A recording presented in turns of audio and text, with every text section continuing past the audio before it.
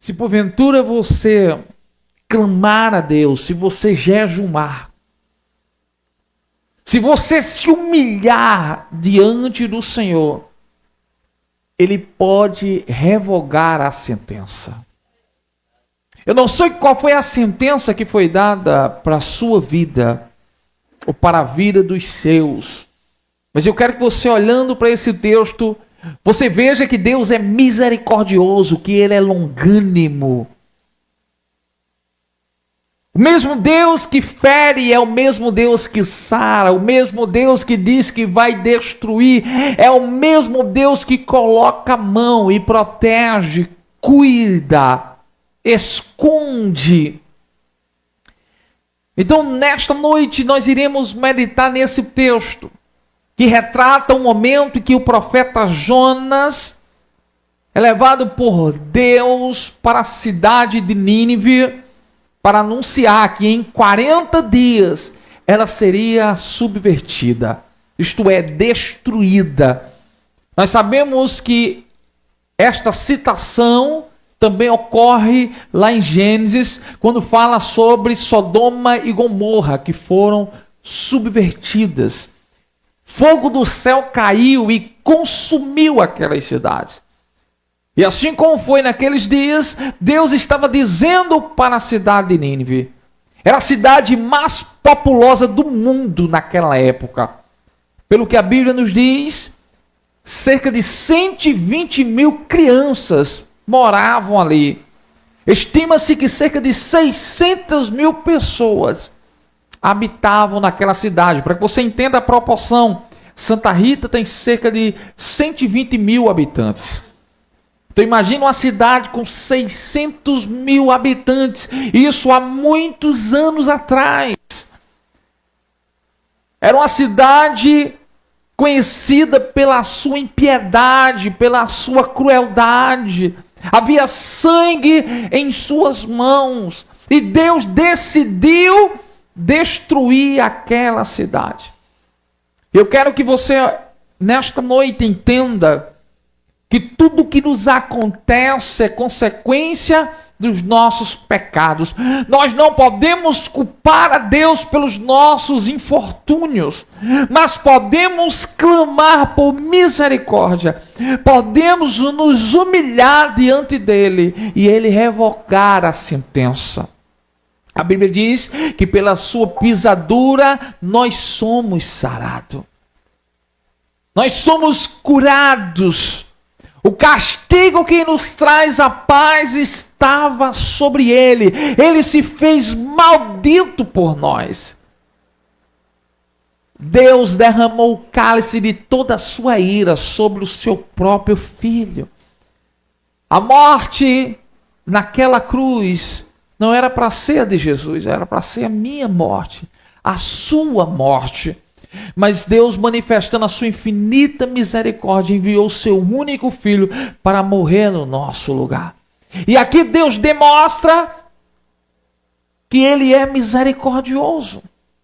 Eu vejo que o que é poderoso não é o profeta,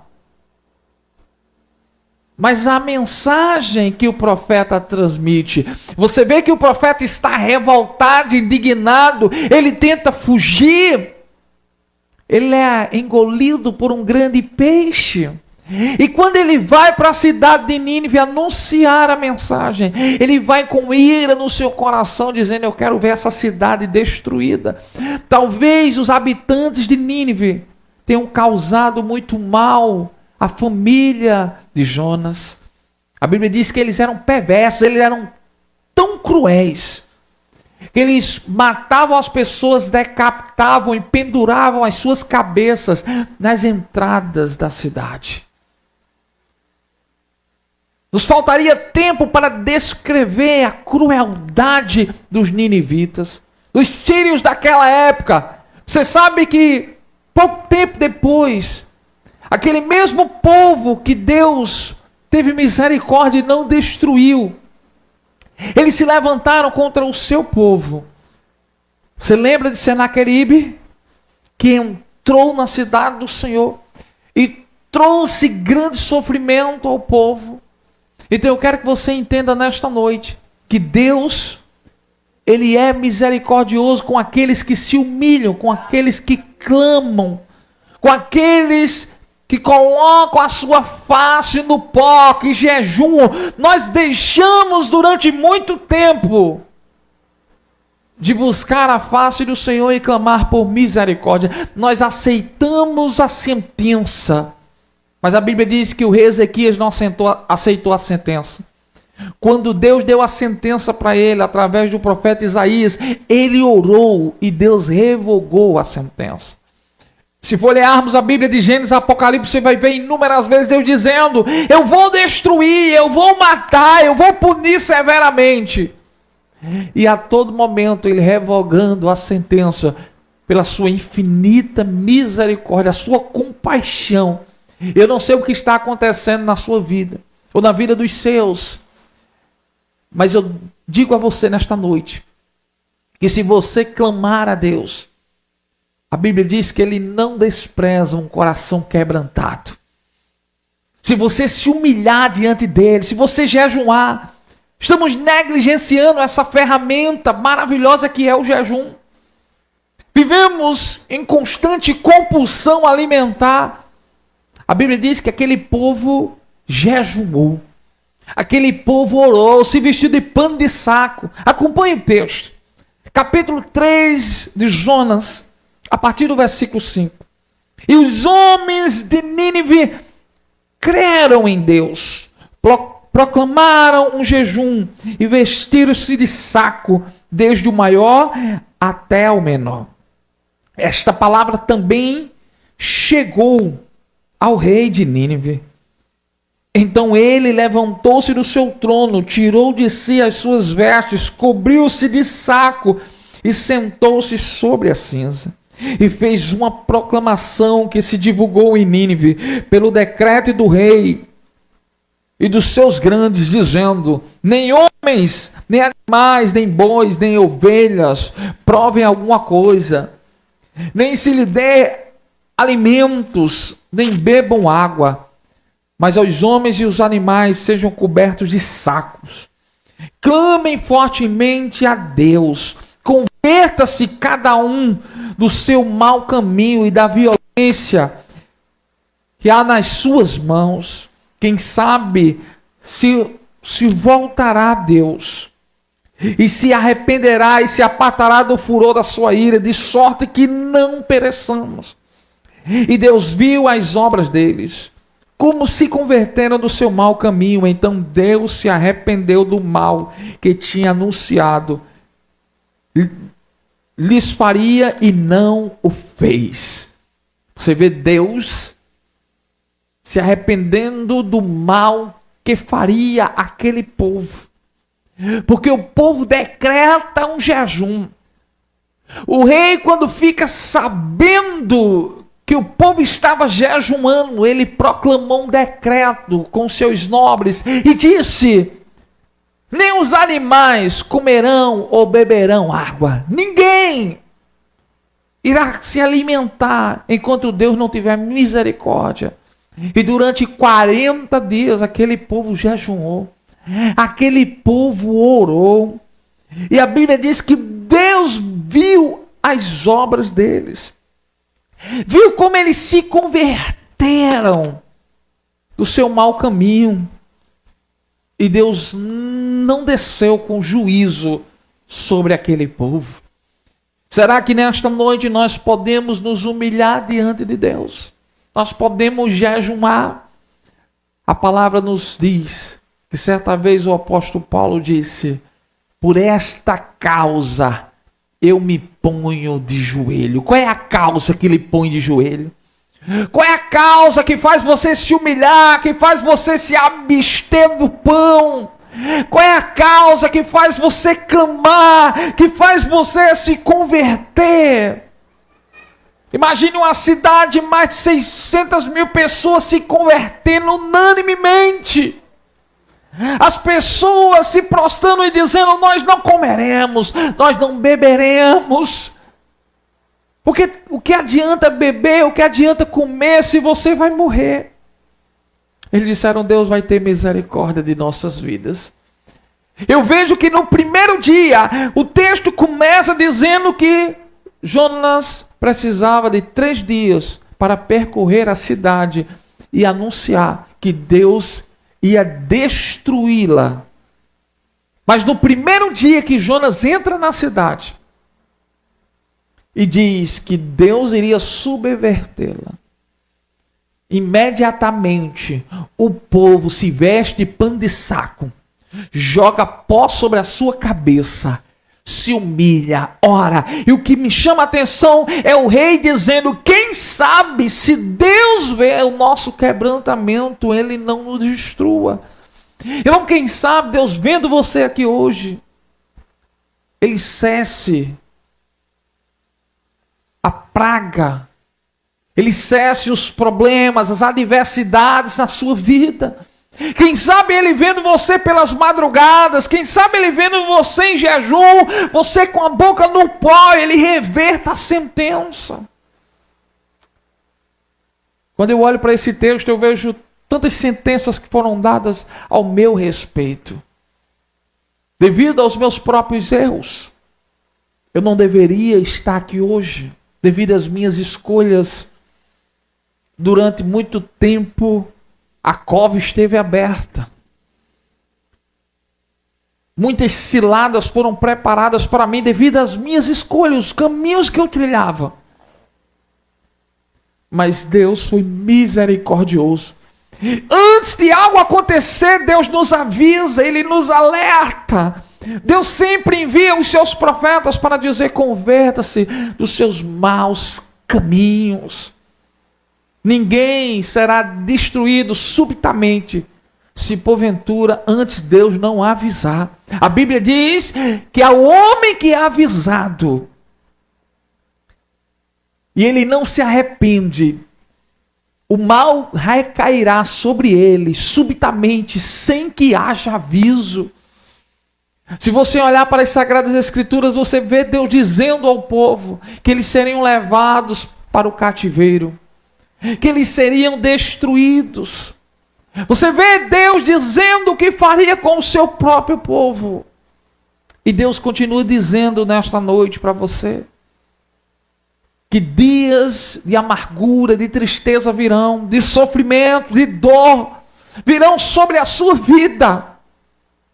Mas se porventura você se humilhar, assim como diz a palavra, se você buscar o Senhor, Ele lhe ouvirá do céu, se compadecerá do seu sofrimento e vai cuidar das suas necessidades.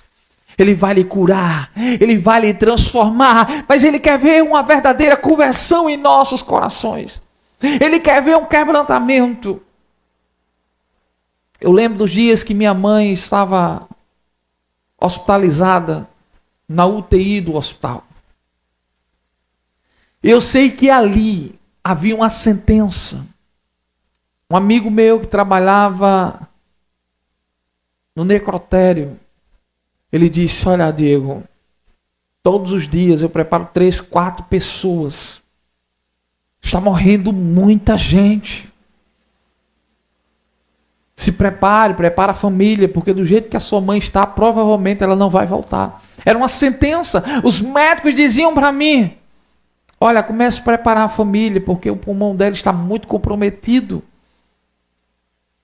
Provavelmente ela não vai conseguir voltar a viver. E se viver, ela vai viver com muitas debilitações, com muitas limitações em sua vida. Passou-se os dias, Deus revogou a sentença de morte. Deus interrompeu essa marcha. Alguns dias atrás, a minha avó passou mal. E quando eu vi a minha avó tão desfigurada, sem ter mais o controle sobre o seu corpo, eu coloquei ela no banco do meu carro e, para que ela fosse levada para o hospital, minha esposa teve que ir segurando a cabeça dela, porque ela não conseguia mais segurar a cabeça ou o corpo. E quando eu vi aquela cena, irmão, eu pensei que nunca mais desfrutaria da companhia da minha avó. E ela entrou naquela maca levada para dentro do hospital. E hoje eu vejo minha avó cheia de saúde. Já se passaram mais de 10 anos que isso aconteceu. Foi a mão do Senhor. Aleluia. Sentença que são revogadas devido ao nosso clamor. Aleluia. Ai, irmão, que você clame ao Senhor nesta noite. Que você clame por misericórdia. E Deus vai revogar a sentença sobre a sua vida. Eu não sei o que causou a ira de Deus. Eu não sei o porquê isso está lhe acontecendo. E se eu fosse você, eu pararia de me preocupar com o porquê isso está acontecendo e como isso pode deixar de acontecer.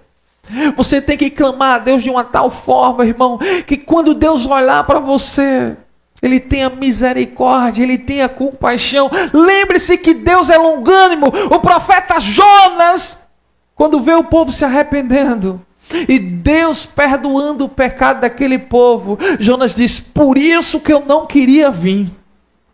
Porque eu sei que o Senhor é misericordioso. Eu sei que o Senhor não ia destruir esse povo.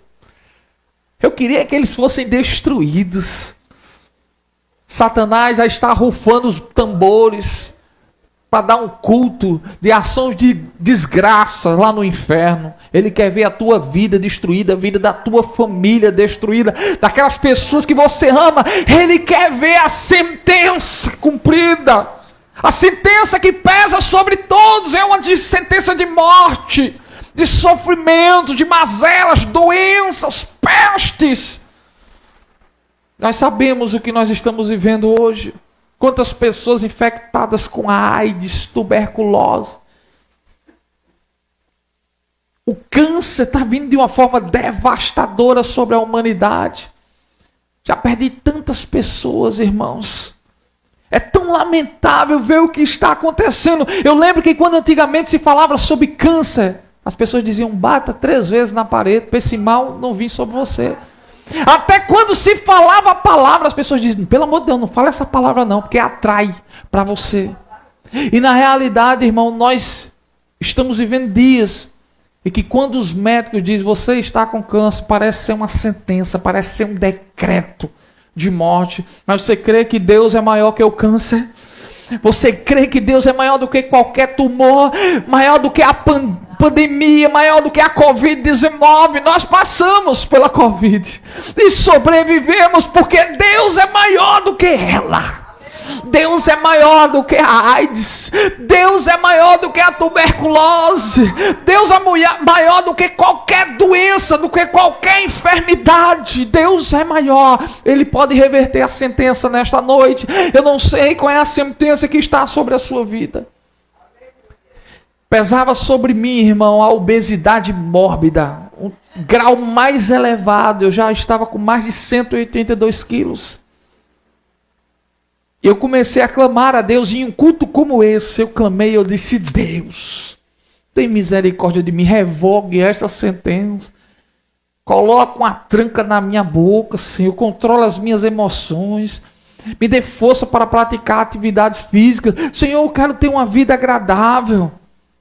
No dia seguinte, irmão, Deus revogou a sentença. Eu creio que naquela hora, no outro dia, eu já mudei a alimentação, já mudei os meus hábitos, já eliminei mais de 35 quilos, estou vivendo uma vida saudável, estou comendo e me alimentando muito melhor, mas foi Deus. Eu passei 36 anos, irmão, lutando sozinho e não consegui. Mas no dia que eu pedi para Deus revogar a sentença, Ele revogou. Porque eu sabia, irmão, que as minhas veias estavam ficando entupidas, o meu coração cheio de gordura, os meus órgãos. Eu sei o que eu estava sentindo dia após dia. Muitas vezes minha mãe ligava: Diego, você está bem? Eu estou mal, irmã, eu estou muito mal. Eu estou passando mal hoje, irmão. Eu acordo 5 horas da manhã, pedalo, às vezes à noite, quando tem um momento antes de vir para o culto aqui, eu já estava pedalando. Isso é a graça de Deus, irmão. Mas eu comecei a clamar a Deus, eu comecei a jejuar. Sabe, irmão, talvez você não entenda quão preciosa é a ferramenta do jejum. Você está diante de muitas opções para você se alimentar. É fácil jejuar quando a sua geladeira está vazia, irmão. O difícil é jejuar quando a sua geladeira tem tudo que você gosta. Irmão, é difícil dizer não à sua carne. É um sacrifício. Você dizer, eu não vou colocar coisas imundas diante dos meus olhos, diante dos meus ouvidos. Eu vou jejuar, eu vou me abster de tudo desse mundo. Eu vou me humilhar e Deus vai me dar vitória. Durante muitos dias, irmãos, eu tenho me pegado a essa ferramenta. Eu tenho clamado a Deus e Deus tem me atendido. Muita coisa está mudando na minha vida.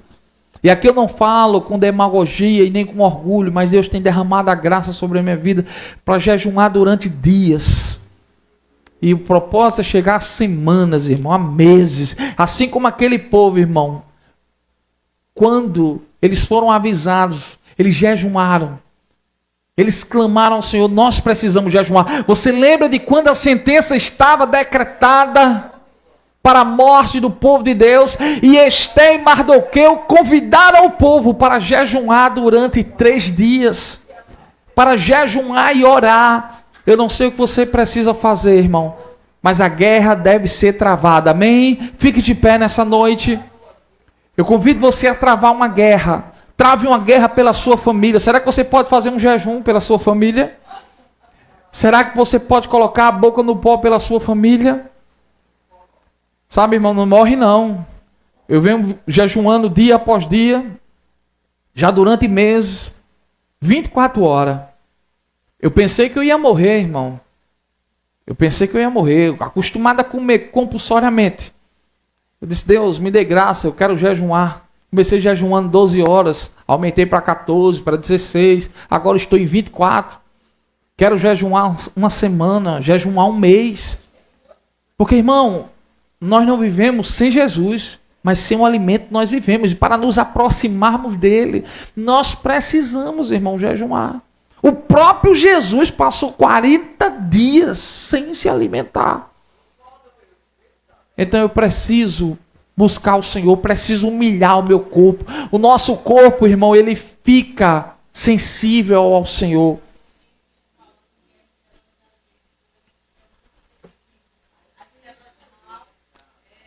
Hoje é comprovado pela ciência, os benefícios do jejum. Então, irmão, eu digo a você, você precisa jejuar com o propósito de humilhar a sua carne, de dizer não à sua vontade. Você precisa dizer não a você mesmo. Amém? Você não pode ser dominado por um prato de comida. Você precisa viver na dependência do Senhor. Coloque a mão no seu coração, eu quero orar para você.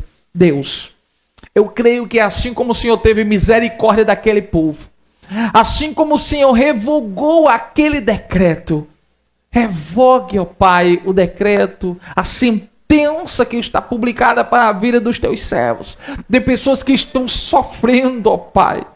Nós sabemos que merecemos a condenação eterna devido às nossas escolhas, os nossos pecados, mas hoje clamamos pela tua misericórdia, ó Pai. Estamos na tua presença, na tua casa. Eu peço a ti, liberte aquele que está oprimido, cure o que está doente. Olha, Senhor, nos humilhamos diante de ti, diante da tua mão. Estenda, Pai, a tua mão para nos curar, para nos salvar, para nos transformar. Eu peço a ti, assim como o Senhor teve misericórdia daquele povo de Nínive, tenha misericórdia desta congregação nessa noite, tenha misericórdia da nossa família, ó Pai. A tua palavra nos diz que o Senhor preserva os nossos por amor à nossa vida, para que não haja tristeza em nossos corações. Então eu peço a ti, visite as nossas casas, visite os nossos entes queridos, os nossos amigos, todos aqueles que nos rodeiam, ó Pai. Tenha misericórdia da vida deles, para honra e glória do teu santo nome.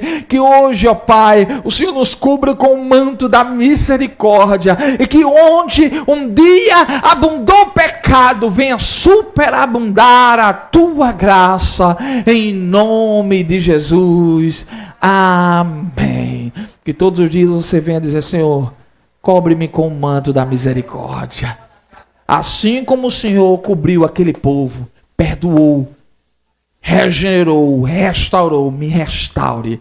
Amém? Eu amo esse texto, irmão.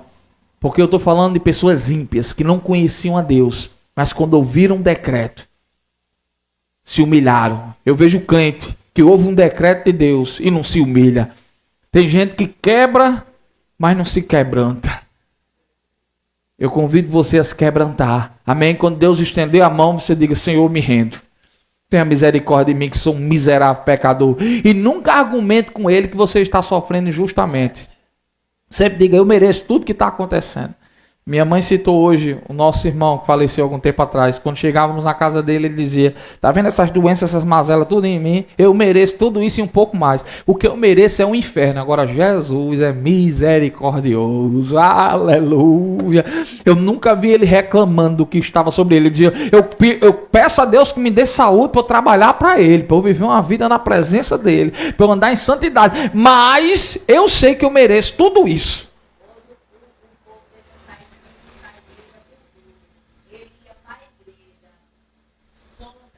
Com a sonda do lado. Verdade.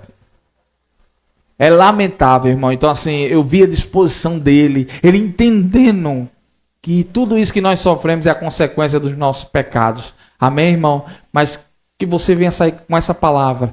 Eu creio, irmão. Toda vez que eu olho para o Wilson, eu digo: Deus, tu pode abrir os olhos dele. Você não crê não, irmão? Porque eu creio. É uma sentença de Wilson até descer a sepultura, não enxergar mais nada. Mas todas as vezes que eu estou ministrando aqui, eu estou olhando para o Wilson dizendo: Deus, abre os olhos dele. Revoga essa sentença. Eu não sei qual é o seu problema, mas Jesus sabe. Eu estou aqui orando por você para que Deus revogue essa sentença. Você crê, irmão, que Deus pode interromper essa marcha da morte? Você crê que Deus pode visitar os seus nessa noite? Porque eu creio no poder da oração, da humilhação, do quebrantamento. Você vê o que aconteceu quando o povo se quebrantou.